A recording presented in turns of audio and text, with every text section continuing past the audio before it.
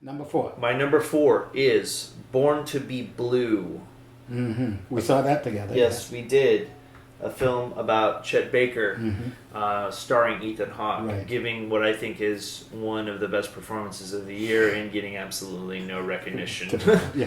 I think we saw it back in April or Right, May. right. Yes, it's gotten forgotten. It's been I forgotten. love that there's lots of biographies that come out every year. I love that this took an unconventional approach to it and didn't just go by the numbers. Again, his performance just from beginning to end is amazing, and I love the choices he's making. And he took a chance, just like Vigo did, on a sort of untested or at least not a mature director. And I think it turned out really well. So I just love the film. You don't have to be a jazz aficionado or know anything about Chet Baker to watch the movie. So I hope it gets more attention as the years go by. Yeah, well, let's hope so. We saw it together. Yeah. I wasn't as enthusiastic as you were about it. My reason is because I didn't think it went deep enough into Chet Baker, who somebody else I think can make a good picture about Baker, a better picture, because he was such an interestingly contradictory individual. I mean, almost everything about him moves forward, then reverses itself, then moves to the side, then goes back to the center, then moves to the other side. And to watch this, and it all comes out ultimately being self-destructive to him. He wasn't a genius, but he came awfully close about the things that he could do. I have a number of his CDs, and I put them on icon. I listened to them, and I was thinking, gee whiz, this is a fascinating guy that I wish wasn't his own worst enemy. Yeah. And I didn't think the film got deep enough into that, but I agree with you that it is at least the beginning of a suggestion of perhaps we should see more or find out more about this man. Cool. So yeah. Awesome. What's your number 4? My number 4 is Denial. I still haven't seen it. Oh, I thought you had. No, I still haven't. You told me about it, and it just like yes. you missed Bleed for This. It slipped out of theaters. Yeah. I thought because it really, goes into the situation of someone, there's a man who denies the Holocaust. Right. And, Timothy Spall. Yes. And the actor who plays him, Timothy Spall, is so good in the role. I mean, he gives a performance, the kind of performance I like. Peter O'Toole frequently did that in his career too, where he plays essentially a bad guy with so much self-confidence, so much humor, really. Not ha-ha out front humor, but way in the back you could see there's a part of the man, as he's going through these steps, is totally amused by the fact that he's being absolutely contrary to the accepted wisdom of what went on, and in a lot of ways being totally perverse about it. Right. And the other side of the film is just to watch the legal machinations that are employed in order to accept or confront the challenge that he presents, because he's formidable. The guy, the way he presents it, and it required a formidable defense to begin to breach what he was saying. Yeah. And the film really, in a very low-key way, without giving histrionics, courtroom histrionics and things like that, just presents this story that you sit there and it's like having a good meal. And when you finish, you say, I'm totally satisfied, I'm not overstuffed, and I feel healthy for the sake of it. That's good. And I felt mentally healthy for the sake of that. Good. And so that's why I picked it as my number 4. Okay. What is your number 4? No, I did my number. Oh, 4. you did your number 4. Yeah. Okay. So I am waiting for it to hit Netflix or Amazon, and then I'm definitely going to catch on it. it. Yes. Okay. So number 3 for me is Green Room, which we saw together. I love this movie. Okay. What? No, but say what you have to say, and then I'll say what I have to say. Jeremy Saulnier, who did the film Blue Ruin a couple years ago, which had a lot of interesting things in it that didn't quite come together. And it's interesting, the critics were super crazy about Blue Room, and then this film, not as crazy about, but I felt like he really brought a lot of those elements more together. It's about a punk band who witnesses a murder and gets stuck at a neo-Nazi bar in the backwoods America, and gets stuck in the green room and has to fight their way out. It feels like in some ways like a John Carpenter film, like Assault on Precinct 13 or The Thing at times. There's a lot of paranoia.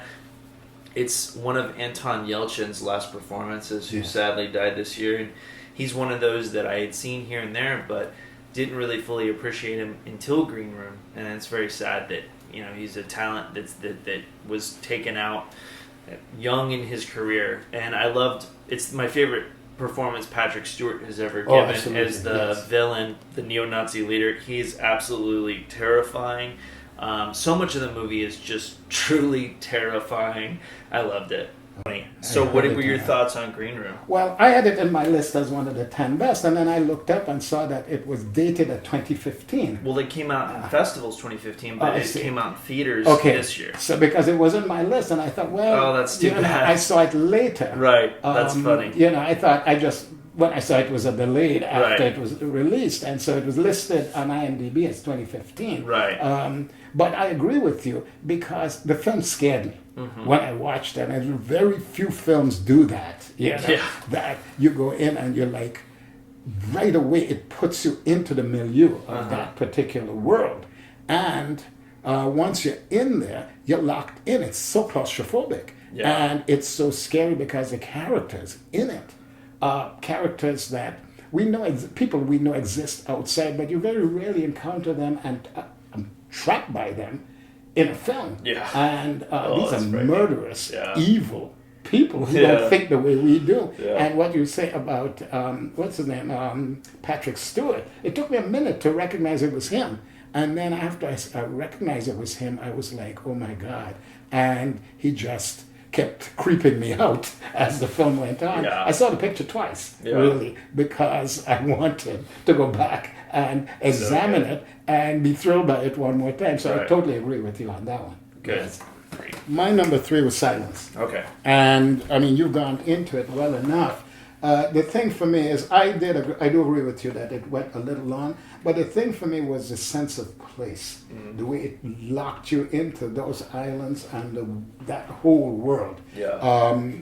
That they were both scary but cozy at the same time. And having read the book, the film, it was restrained, because the film could have been considerably more cruel in some of the things, but I thought it was wonderful that he restrained that. And as you said, I agree with you with Scorsese. He's had a number of financially successful films, even award-winning films, but they never felt under his skin. Goodfellas did, but The Departed didn't. It felt like expert craftsmanship. Wolf of Wall Street, which I didn't particularly like, that also felt that way. Shutter Island, I wasn't crazy about that. Hugo was technologically fun, but I didn't think it was a Scorsese picture. Anyone could have made those movies. But Silence really, really felt under the skin. He indulged in himself somewhat, but that's because it's so deeply felt. It's a passion project for him, and I was glad to see him come back to a passion project. I wish more directors would do that, like that. So that's how I felt about it, and that's why I listed it so high on my list. Well, he seems like he's slowing down a little bit as a filmmaker too, and he's the only filmmaker that I would be happy to see slow down and be more selective. I think after making Silence, he seems, from interviews, he's like, well, maybe I'll make a few more pictures, and it reminds me more of some of his influences like Rossellini and Visconti, in the sense of, he's moving more into that section of his career.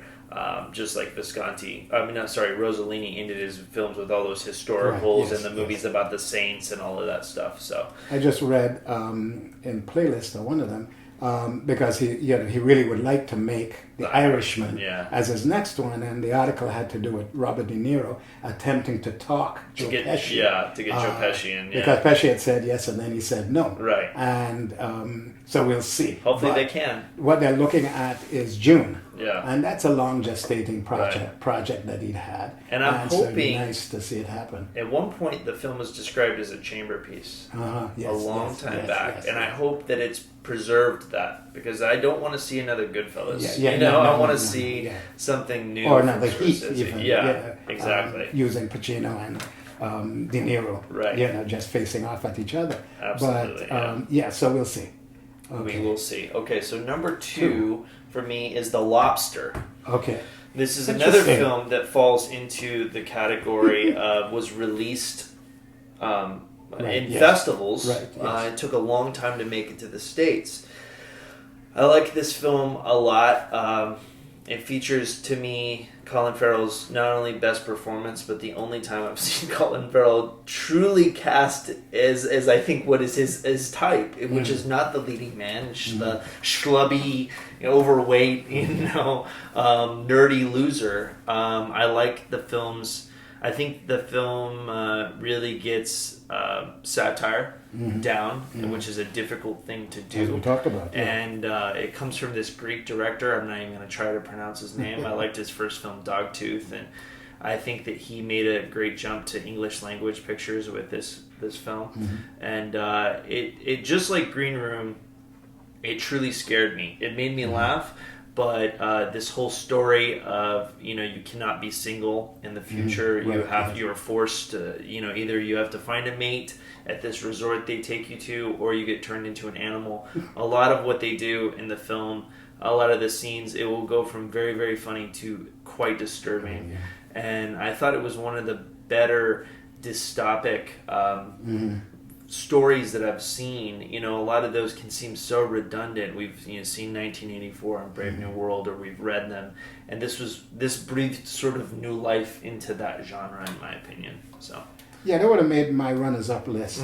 I found some of it repetitive. Particularly when it came on to the end, I found that it was extended. But I agree with you that it did plumb new ground in that particular genre of story, and it did ask, again, challenging questions about how we attempt to manipulate who we are and how we live, And it had resonances of, the kind of thing we try to do in terms, especially in these times, without getting political about it, in telling society and individuals how to behave within the society, like that. And so for those reasons, I did like it, and it would have made my other list, my runners-up list. And again, looking at it, it was dated 2015. And so, all right, so. Your number 2. My number 2 is Manchester by the Sea, your favorite movie of the year. Yes, exactly. Yeah. And we'll talk about that. Right. The reason I like it, 2 reasons. One was the sense of place. I've been up to Cape Cod a lot.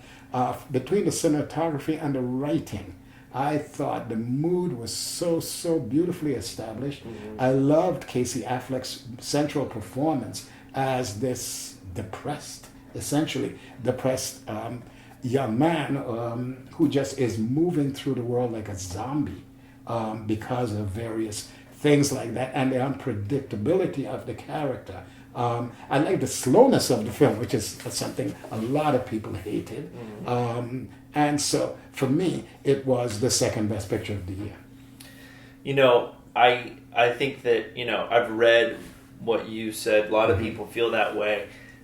I'll give a few details, but in general, I think the picture just didn't work for me. For whatever reason, from the very beginning, I don't know if I came in maybe in a bad mood or with high expectations, but from the first scene, I did not believe a single thing. Oh, really? Any of the characters. I didn't believe a line that they said. I didn't believe an action that they did. I just didn't buy it. I didn't buy the depression. I do like the slowness of the picture. I like the way that it looks.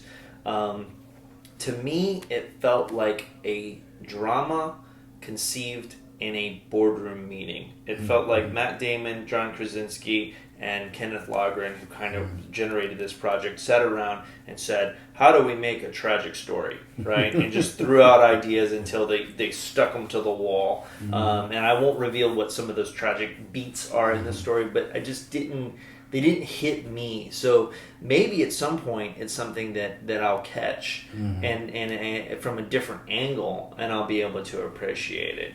I like everybody in it. I just didn't like the way that it came together. So okay, I think this is, of all the films we mentioned, this is one where at the complete opposite ends of the spectrum. Yeah. Well, it reminds me of last year when we talked about that's so funny. The what is it? The Mel Gibson remake, Mad Max. Oh yeah, And yeah, I yeah. said, One of my favorites. Yes, and I hated the film Yeah, completely. exactly. And I said, I think it's a generational thing. I think it's the distance in our ages that make me love something That's and make funny. you hate something. Right. And this was this year's Mad Max. Fury Road. Okay. I do So, want to that say was that it. anyone who likes Manchester by the Sea Yeah. should go back and watch that director's first movie. You Can Count on Me. Yeah, yeah, with that's a good Mark film. Ruffalo Yes, and yes. Laura Linney, because it's Yes, very I have. similar. But I think I really like it a lot. I really yeah, like I You did Can Count too. on Me. My number one. I don't think you've seen it. It's called The Invitation. Yes, you mentioned it to me. Yes. It's a very good film. The director, a woman, made a movie called Girl Fight back in the day. I remember. I've Made seen a Girl Fight, yeah. big splash at Sundance. John Sayles was sort of a mentor for her. And then she sort of got sucked into the blockbusters, made a couple bomb blockbusters, and then bam, came back with this film. It is about a guy who gets invited with his new girlfriend to his ex-wife's house for a dinner party with all of their old friends. Their son died, which caused them to have this divorce. When he gets there, she's newly remarried. He starts to feel that something is not right about this dinner party. I won't say anything else about the movie. It truly hooked into my own paranoia as an individual. I felt like I was with the character every beat of the way.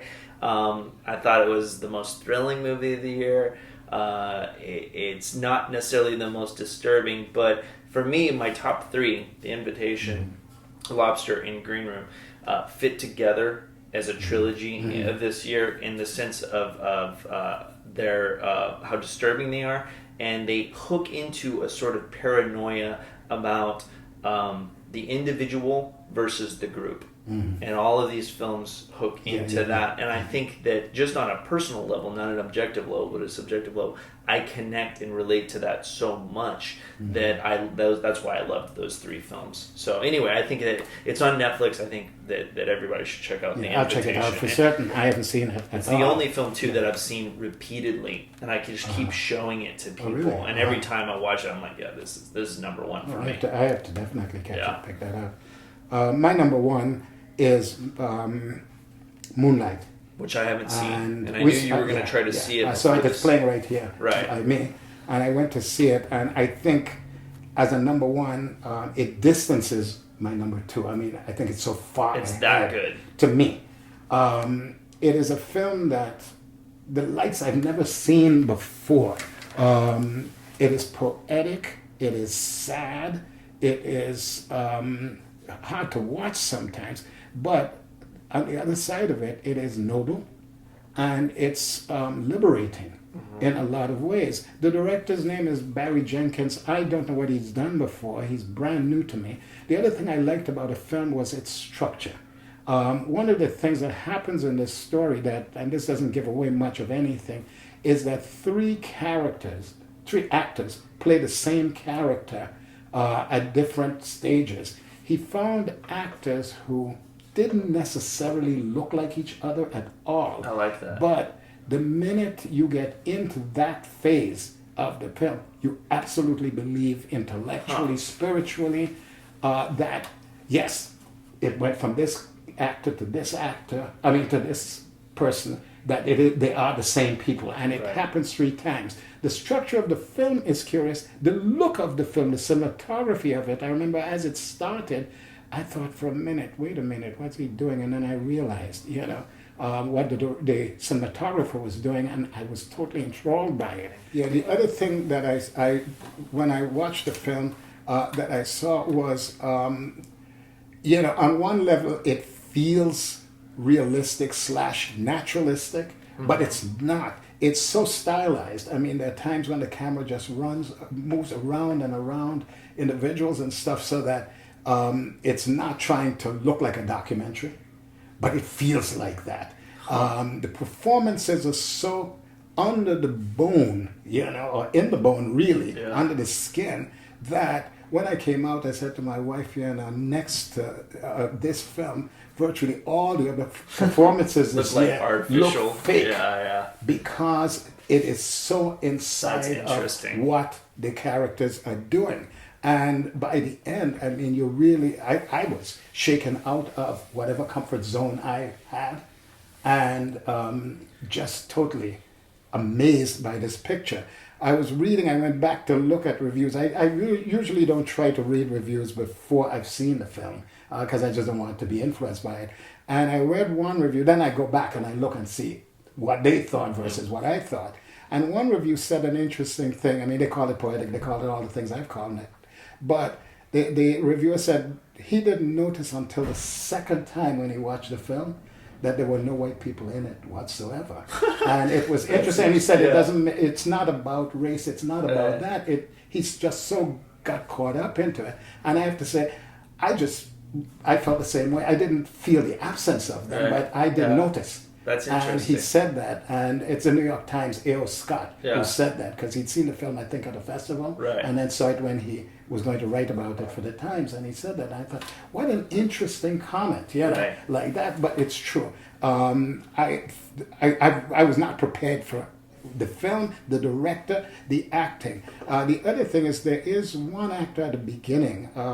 The subtlety of the film, I also have to mention, it is so subtle that some issues occur in the film that aren't pointed out. You just have to pick them up. I like that. But there is an actor at the beginning, I think his name is something Masala Ali. As I watched him, I thought, my God, what a charismatic actor. I mean, his performance was, but I was drawn to him. I thought, what a star performance. This guy could play anything. And as I look back at the reviewers, all the reviewers have said, and I guess other people have seen him before, they just, in front of his name, before they mentioned his name, they said a wonderful so-and-so. So I look forward to That's awesome. More performances. Yeah, absolutely. Yeah. Well, I'm glad that one of us saw it. You know, we've talked about this before, but sometimes when a film gets so much praise from the critics, it makes us a little wary of this film. Yeah. And that's the case with Moonlight, because I just thought, this just seems one of those critics' darlings.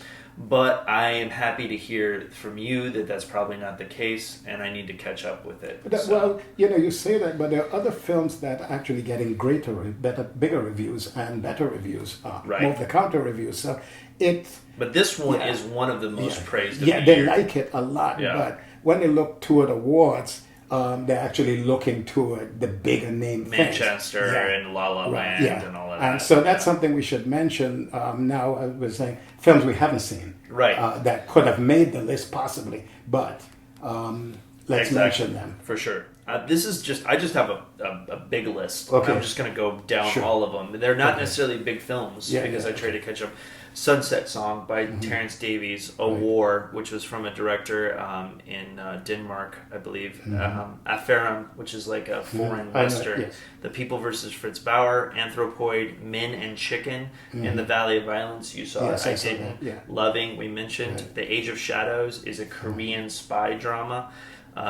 Christine was a film that I heard praised, didn't see it. The BFG, Spielberg's picture. I have a feeling it's probably better than everybody gave it credit for. Measure of a Man is a French film. The Wailing is another Asian picture I've heard great things about. A film called Deepan from the director of The Prophet, The Fits, La La Land, 20th Century Women, and those are the main ones that I wanted to see that I haven't been able to see. Okay, the ones I haven't, I mean, almost virtually everyone you mentioned I have not seen. You mentioned the ones I've seen. To add to that, I've not seen Fences, which has been getting very, very good reviews. I've not seen La La Land. That's the other that's been getting terrific reviews. What's the one again? Tony Erdmann. I've not seen that as well. And so that's at least 3 additional films that have gotten very good reviews that I've not seen. And so the list doesn't exclude them because I haven't seen them, so I couldn't consider them. And that's how it goes every year for us. Yeah. To me, that list only gets bigger. Yeah, and this year, I mean, 2016, what I did was, just so I didn't forget anything, every time I saw a film, I actually came in and I wrote it down so that at the end of the year, I marked it, how I felt about it. And so at the end of the year, I could go, because I tend to forget. Right. And so that's how I could remember Eye of the Eagle. That kind of thing. Like that. So absolutely. So I'll do that this year as well because Keep in track. it also gives me the impetus to go see a number of films because I tend to get lazy. Yeah. And just say, I'll wait for it to come. Exactly. Yes. We got to work towards our next best of 2017. Right. I wanted to name real quick also some films that I liked a lot that I wanted to make it into the top 10, but they didn't. And I'll say also why I like them. Okay. Herzog had 2 films come out this year. He had more than that actually, or at least in festivals, but 2 that I saw that I liked. Lo and Behold, Reveries of a Connected World is his documentary about the internet. Right. It's on Netflix. It's amazing. Into the Inferno is this documentary about volcanoes. Also amazing. Those films, I if I was a cheater, I would have put them both in the top 10 together, but I won't do it. A film called Childhood of a Leader is a debut feature about sort of kind of imagining what the childhood of a fascist leader like Hitler would be like. And it's set around the Treaty of Versailles. It's a very interesting movie. It doesn't quite work, but it feels like a Visconti picture or something. It doesn't feel like it was directed by an American at all. It's really good. It has Robert Pattinson in a small role in it. Rogue One, I know how you felt about it. I felt that when it comes to Star Wars movies, it's pretty much the best Star Wars movie ever made. Hush is a horror film about a deaf woman being attacked in her home. I've read about that. I liked it a lot. Eye in the Sky, we discussed. The Trust is a movie with Nicolas Cage and Elijah Wood. Super flawed movie, but I liked Nicolas Cage's performance in the second half of the film when it started moving towards a sort of more darker comedy approach. I like Jerry Lewis. I thought he was sensational. Yeah, exactly. How long was he in one the film? scene, yeah. Wait, or 2 scenes. 2 minutes. Yeah, exactly. Yes, it was like joking. Yeah. Bloodfather, we Yes. talked about. A Bigger Splash is a film that's been completely forgotten, and the saddest part, it is a flawed film from the director of I Am Love. He's an Italian director, but Ralph Fiennes in this movie. Ralph Fiennes, as we know, is almost always good, and the best part of any movie that he's in. Generally. But in this one, it's just really too bad that he's not getting more attention as the best supporting actor, because he plays a role that we haven't seen him play before. He's this aging rock star producer, and he is so dynamic and charismatic in this role. I mean, there's a scene where he dances to the song Emotional Rescue by the Rolling Stones, and you're just thinking, this is Ralph Fiennes from Grand Budapest and Schindler's List and English Patient, and he's just constantly surprising you. So he's still one of the best. He might be the best international actor alive. Yes. And then finally a movie called The Phenom, which is on Netflix, which stars. It has Ethan Hawke in a supporting role. Another great performance by him. It approaches baseball like no movie has ever approached baseball before, and I think it's also a debut feature. So I really wanted to call that one out. Okay, good. So I don't have my runners-up list. So. I just wanted to, because there's so many movies out there that are worth seeing that won't fit in the top 10. So I think the main reason we do this is not to say, oh, this is, these are our favorite movies, but to give people recommendations for what they might have missed. Exactly. And so there it is. So we are finished? We're finished, and we'll be back with more movie talking. Because you go off to... I'm going to go off and make our newest feature, a horror movie, Bride of Violence, this Wednesday. Yes. In a few days. So hopefully I'll come back alive. Yes, if you do, then you can see a bunch of movies. We'll continue from there, Okay. All right. Take care. We're done. Exactly. All right.